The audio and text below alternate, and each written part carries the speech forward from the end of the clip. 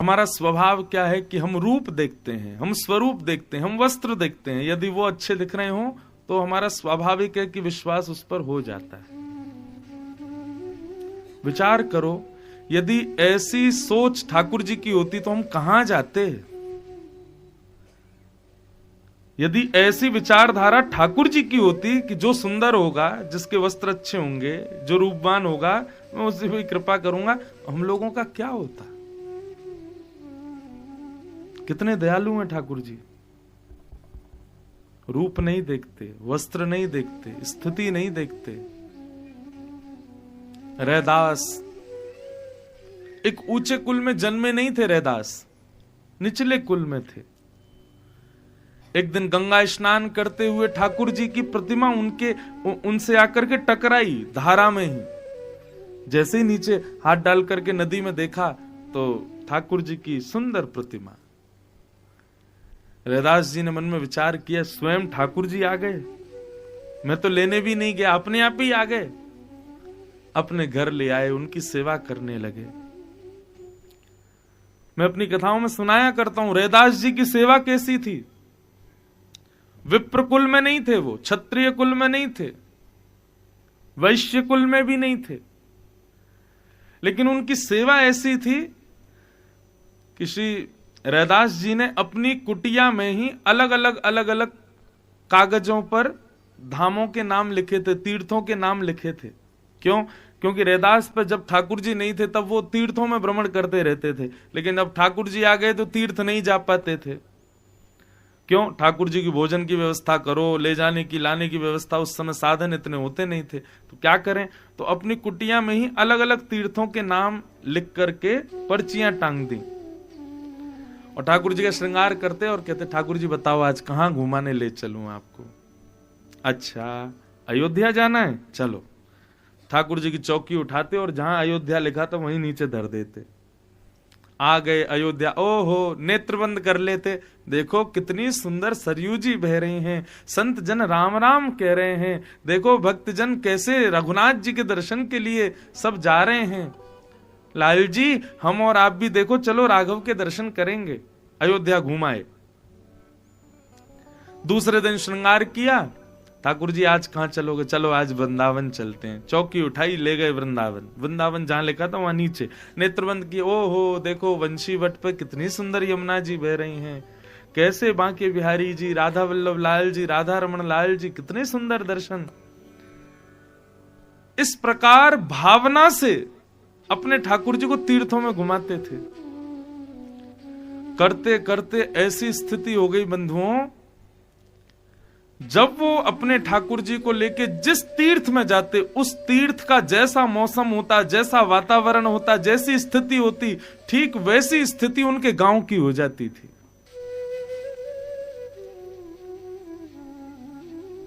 एक बार रैदास जी जेठ के महीने में अपने ठाकुर जी को बद्रीनाथ ले गए और जैसे ही बद्रीनाथ की पर्ची के नीचे उन्होंने चौकी धरी, जेठ की भरी गर्मी में उनके गांव में शीत हवा बहने लगी, लोग कंबल ओढ़ के घूमने लगे।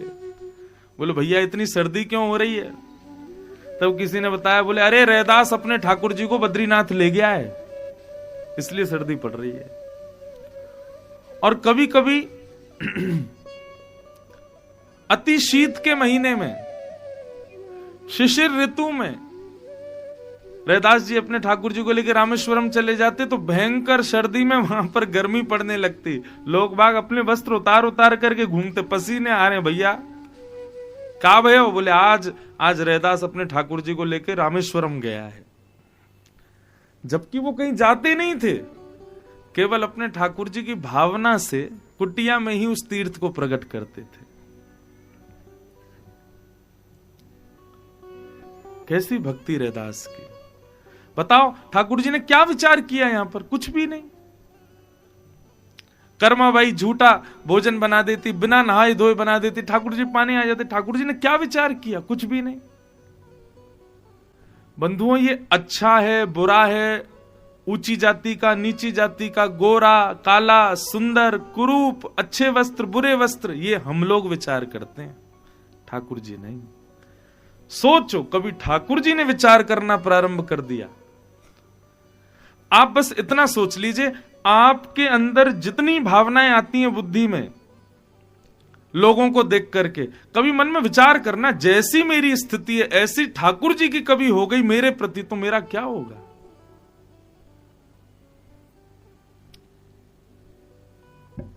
ठाकुर जी बड़े दयालु, रूप नहीं देखते, रंग नहीं देखते, कुछ नहीं देखते ठाकुर जी, बस भाव देखते हैं। भाव कैसा? पूतना अत्यंत सुंदरी बनकर के गई है, इतनी सुंदर कि वर्णन आता है श्रीमद् भागवत में कि जब पूतना ने गोकुल में प्रवेश किया ना, उसके रूप लावण्य पर, उसकी चाल पर, उसकी नूपुरों की ध्वनि पर, उसके नैनों के कटाक्ष पर, उसकी मुस्कान पर जो ब्रजवासी नंद घर आनंद भयो जय कन्हैया लाल की गा रहे थे, वो चल कूद कर रहे थे, 6 महीना से जिनको खाने पीने की सुध नहीं थी, पूतना को देख करके वो उस पर मोहित हो गए। बहुत ध्यान से सुनिएगा, विषय बहुत सुंदर है। पूतना का विषय हमें यह बताता है कि ठाकुर जी के पास कैसे जाना चाहिए। पूतना ने जैसी गोकुल में प्रवेश किया, उसकी गजगामिनी चाल चले, नूपुरों की ध्वनि छम छम छम आवाज करे, अपने कटाक्ष नेत्रों से इधर उधर देखती हुई चले, मधुर मुस्कान बिखेरती हुई चले, इत्र की सुगंधी से सबके मोह को हरती हुई चले, और उसकी इन सब अदाओं पर ब्रजवासी मोहित हो गए। ग्वाल बाल नंद घर आनंद भयो जय कन्हैया लाल की, नाच रहे हैं, गा रहे हैं, कूद रहे हैं। जैसे ही पूतना को देखा भूल गए हमको क्या गाना है, क्या करना है, देखते रह गए। एक ग्वाला तो दौड़ा दौड़ा अपनी मैया के पास गया, बोले मैया तू बहुत कहवे ब्याह कर ले, तैयार हूं मैं, मेरे करा दे ब्याह। बोले अच्छा कौन ते करेगो? बोले वो आ रही का बातें करूंगा। मैया इतनी सुंदर बहू चाहिए, ऐसी ही बहू चाहिए। चलो ग्वाल बाल उसके रूप पर मोहित हो गए, लेकिन वर्णन आता है गोपियां भी मोहित हो गईं। 4 गोपियां बैठ करके बात कर रही थी, इतने में पूतना आई। पूतना ने आकर के केवल उनसे पूछा कि अरे सुनो, ये नंद भवन कहां है? ये स्वर सुनते ही गोपियां स्तब्ध हो गई। अरे इतनी मधुर आवाज, ये कौन है? पीछे मुड़ करके देखा तो पूतना के रूप को देख करके गोपियां भी स्तब्ध हो गई। पूतना बोली आपसे पूछ रही हूं नंद भवन कहां है? आप लक्ष्मी हो, आप साक्षात लक्ष्मी हो। पूतना बोली नहीं नहीं, मैं तो पास के गांव से आई हूं लाला को आशीर्वाद देवे। एक गोपी बोली ये झूठ बोल रही है, ये लक्ष्मी है, और ये लक्ष्मी वह नारायण स्वरूप नंद रानी के लाला को दर्शन करवे आई है। इतनी सुंदर मानव तो है ही ना सके। सोचो पूतना की सुंदरता कैसी होगी। सब मोहित हो गए। लेकिन जैसे ही पूतना ने नंद भवन में प्रवेश किया, पलना झुला रही यशोदा मैया ने जैसे ही पूतना को देखा तो यशोदा जी भी उस पर मोहित हो गई।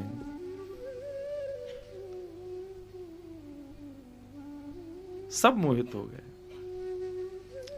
बंधुओं। लेकिन एक बात बहुत ध्यान से सुनिएगा, मैं अपनी कथा में श्रोताओं को सावधान करता हूं इस बात को कह के। अभी आप आगे सुनेंगे, पूतना पे सब मोहित हो गए, सब उसके रूप लावण्य को देखने में व्यस्त हो गए, सब उसकी रूप माधुरी, नेत्र माधुरी, नासिका माधुरी, मधुर मुस्कान माधुरी, सब उस पर मोहित हो गए। पर जब ठाकुर जी को उसने गोद में लिया तो ठाकुर जी ने आंख तो बंद करी ही, ऊपर से हाथ और रख लिए, देखा ही नहीं पूतना की ओर। कारण क्यों? ऐसा क्या दुर्भाग्य था पूतना का कि ठाकुर जी ने उसको देखा तक नहीं। इसका एक कारण जो मुझे समझ आता है वो ये कि पूतना ने गोकुल में आकर के सबका ध्यान, जो भजन में लगे हुए थे, सबका अपनी ओर आकर्षित कर लिया। कोई व्यक्ति भगवत भजन कर रहा है, कोई व्यक्ति भगवत कथा सुन रहा है, कोई व्यक्ति भगवत दर्शन कर रहा है, और उस बीच में जो भी बाधा बनकर के उसके ध्यान को अपनी ओर आकर्षित करे वो पूतना है। आप कथा सुन रहे हैं और बीच में फोन बज जाए और आप तुरंत फोन उठाने के लिए उठ करके गए, तो उस समय चाहे कितनी भी बड़े कार्य के लिए फोन क्यों ना आया हो, वो पूतना ही है। क्यों? क्योंकि आपको क्षण भर के लिए, कुछ क्षण के लिए कथा से विलग कर दिया उसने। आप अपने ठाकुर जी की सेवा घर में बैठ करके कर रहे हो और उस समय कोई बहुत जरूरी व्यक्ति आपसे मिलने के लिए आ जाए, इतना जरूरी कि उसके लिए आप ठाकुर जी की अधूरी सेवा छोड़ के चले गए, तो समझो वो पूतना ही है जो भी आया है।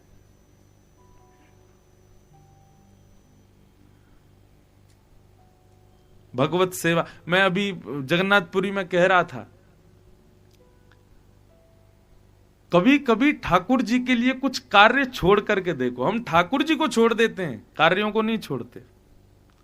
सेवा छोड़ देते हैं, कथा छोड़ देते हैं, भगवत दर्शन छोड़ देते हैं, तीर्थ यात्राएं छोड़ देते हैं, लेकिन अपने विशिष्ट कार्यों को नहीं छोड़ते।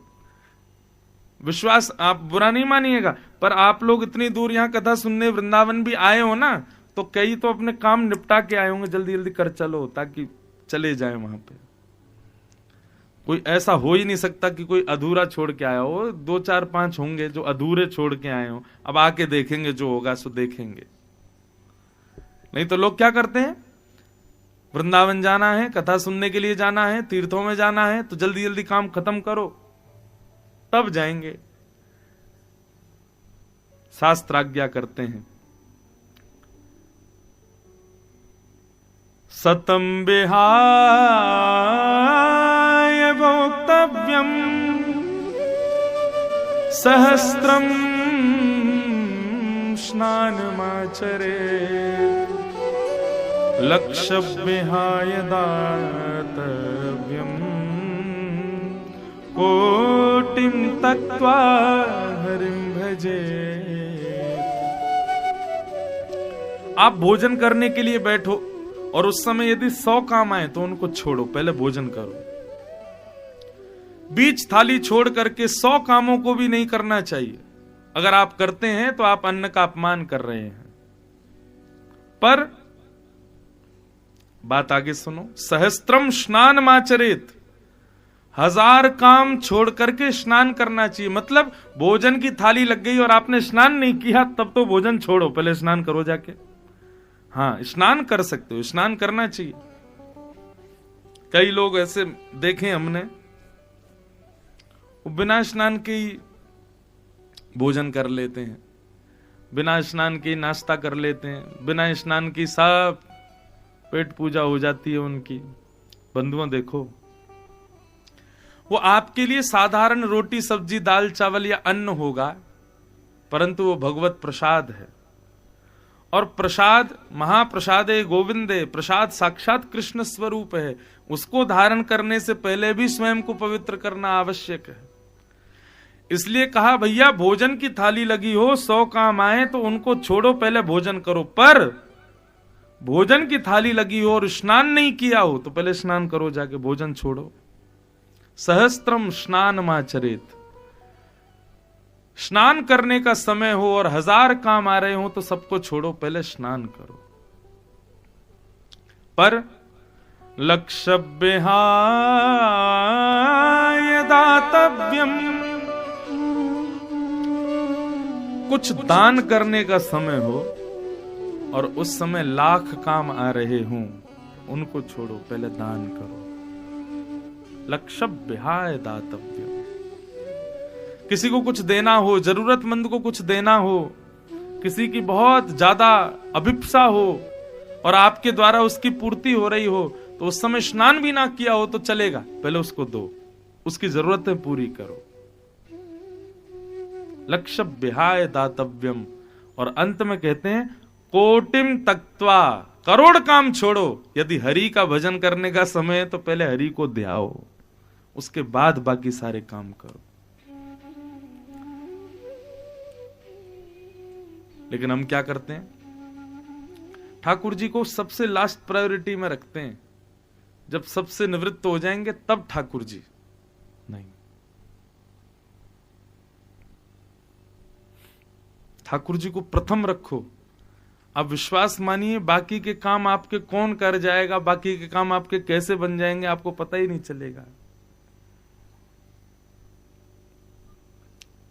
ऐसे अनेक भक्त हैं जिन्होंने भगवत भजन को बड़ी से बड़ी विषम परिस्थितियों में भी नहीं छोड़ा, ठाकुर जी का त्याग नहीं किया।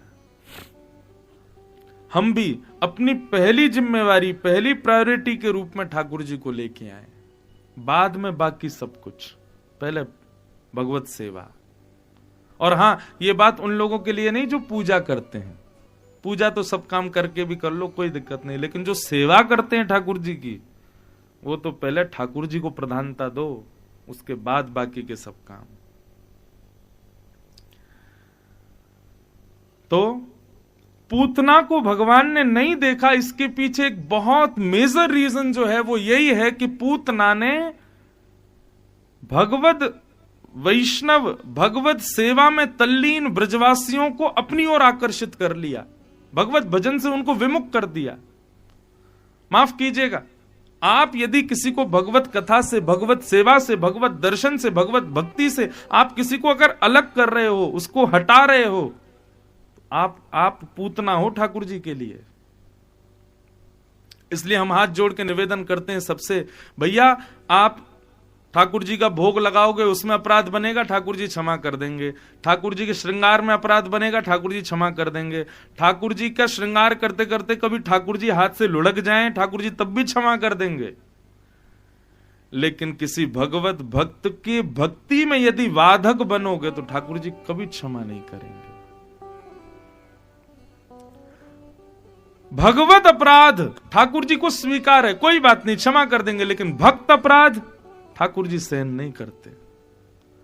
इसलिए भूल करके भी कभी किसी वैष्णव भक्त का अपराध मत करना। हमारे वृंदावन की घटना मैं सुनाता हूं कभी कभी कथा में। एक महात्मा वृंदावन में रहते थे। उन महात्मा के गुरु के वचन पर उनको इतना विश्वास था कि नाम को ही अपना परम धन मान लिया। गुरु जी कहते थे, बेटा तुम बस एक ही काम करो। बोले क्या?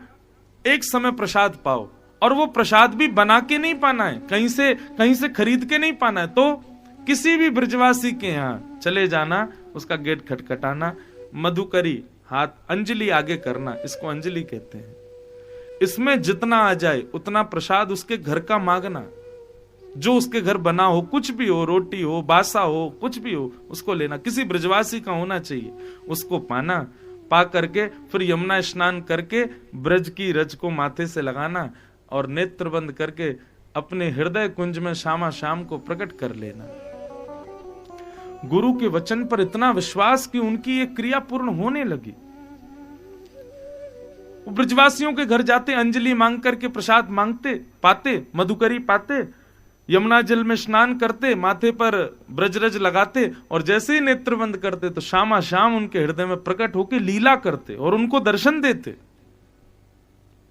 घंटों घंटों यमुना जी के तट पर बैठे रहते, कभी मुस्कुराते, कभी रोते, कभी पसीने आ जाते, कभी ठठरने लगते। क्यों? ठाकुर जी की लीला चल रही है। एक दिन ठाकुर जी कोई विनोद लीला कर रहे थे किशोरी जी के साथ, और उस विनोद लीला को देख करके वो संत बहुत जोर से हंसने लगे। किशोरी जी ने कुछ कह दिया होगा ठाकुर जी को, ठाकुर जी रूठ गए तो वो हंस गए। अब जिस समय वो हंसे उस समय कोई अपंग ब्रजवासी सामने से जा रहा था, उसका एक पैर नहीं था, तो थोड़ा लचक करके चल रहा था, और उसी समय उनका हंसना हुआ। वो हंसे तो थे भगवत लीला देख करके, लेकिन सामने से ब्रजवासी जो जा रहा था उसको लगा ये मेरी चाल पर हंस रहे हैं, ये मेरे इस एक पैर ना होने की जो मेरी गति है उस पर हंस रहे हैं। और इसका परिणाम क्या हुआ? जो छवि ठाकुर जी की उनको नेत्रों के भीतर दिखाई दे रही थी, चित्त में दिख रही थी, वो छवि अंतर ध्यान हो गई, गायब हो गई, व्याकुल हो गए। कहां गए ठाकुर जी? कहां गई श्यामाजू? कहां गए प्यारे? नेत्र खोल करके पुनः बंद करके देखा, ठाकुर जी नहीं पधारे। यमुना जी में स्नान किया, पुनर्ब्रजरज लगाई, फिर से नेत्र बंद करके देखा, ठाकुर जी नहीं पधारे। व्याकुल हो गए, दौड़ करके गुरुदेव के पास गए। बोले गुरु जी आज तक ऐसा नहीं हुआ, लेकिन आज पहली बार शामा शाम मेरे चित्त को छोड़ के चले गए। गुरु जी बोले क्या हुआ था? बोले कुछ नहीं, आज किशोरी जी ने ऐसी कोई लीला करी कि श्याम सुंदर रूठ गए। बड़ी हंसी आई, सब सखियां भी हंस रही थी, किशोरी जी भी हंस रही थी, मैं भी हंस रहा था। पता नहीं उसी हंसते हंसते उसी बीच में ठाकुर जी, किशोरी जी, सब सखियां सब अंतर ध्यान हो गए। गुरुदेव ने पूछा किसी भक्त का अपराध तो नहीं किया? नहीं गुरुदेव, मैं भूल करके कभी स्वप्न में भी नहीं कर सकता। बोले जब तुमने नेत्र खोले तो वहां क्या था? बोले कुछ नहीं, बस थोड़ी दूर पर एक दुर्बल ब्रजवासी, अपंग ब्रजवासी जा रहे थे। गुरुदेव समझ गए, बोले कि जिस समय तुम हंसे उस समय तुम्हारे सामने थे और उनको लगा होगा कि तुम उनकी दुर्बलता पे हंसे हो। भैया जानबूझ करके किसी वैष्णव का अपराध करने का पाप तो पूछो ही मत, अनजाने में किसी वैष्णव के अपराध का ये परिणाम है कि ठाकुर जी चित्त छोड़ देते हैं, ठाकुर जी मनस्थिति त्याग देते हैं। वो रोने लगे, बोले मैंने मन से उनका अपराध नहीं किया था, अब मैं क्या करूं गुरुदेव? तब गुरुजी ने बताया, बोले कि एक भक्त का गलती से अपराध करने का प्रायश्चित यह है कि अब वृंदावन में जितने भी वैष्णव भ्रमण करें सबको चरणों में दंडवत प्रणाम करो, सबसे कान पकड़ के क्षमा मांगो। जितने ब्रजवासी, बालक, बड़े, जीव जंतु जो दिखे सबको प्रणाम करो, सबसे क्षमा मांगो। एक वैष्णव का गलती से अपराध करने का यही प्रायश्चित है कि अब समस्त वैष्णवों से क्षमा मांगो, चाहे वो वैष्णव है चाहे नहीं है, वृंदावन में घूम रहा है इसका मतलब अधिकारी है, उससे क्षमा मांगो। और झरा भंडारा करो ब्रजवासियों का, और ब्रजवासियों का झरा भंडारा करके सबसे प्रार्थना करना कि सब तुम्हारे सर पर हाथ रख के तुमको क्षमा का वरदान दें। देखो कितनी बड़ी महिमा। अनंत दिनों तक तो बेचारे सबसे आते जाते लोगों से दंडवत प्रणाम करते, क्षमा मांगते, बोले क्षमा कर दीजिए। सब कहते अरे भैया क्षमा क्यों मांगते, तुमने कुछ किया थोड़ी? बोले नहीं, मैं बहुत बड़ा पापी हूं, मुझे क्षमा कर दीजिए। सबसे क्षमा मांगते। एक दिन भंडारा किया, सारे ब्रजवासियों को बुलाया, सबको प्रणाम कर करके सबको भोजन आदि पवा के सबसे कहें कि मेरे सिर पर हाथ रखकर बस आशीर्वाद दो कि हमने तुम्हें क्षमा किया। बोले तुमने कुछ गलती करी नहीं? बोले मैंने करी है, बस आप बस क्षमा कर दीजिए। अनंत ब्रजवासियों ने जब उनके सिर पर हाथ रख के कहा कि हमने तुमको क्षमा किया, तब गुरुदेव ने आज्ञा की अब जाओ, यमुना स्नान करो, ब्रजरज माथे से लगाओ, नेत्र बंद करके ध्यान करो। जैसे ही गए, यमुना में स्नान करके ब्रजरज लगा के नेत्र बंद किए, पुनः श्यामा श्याम की लीला प्रकट हो गई। वैष्णव अपराध सबसे बड़ा अपराध।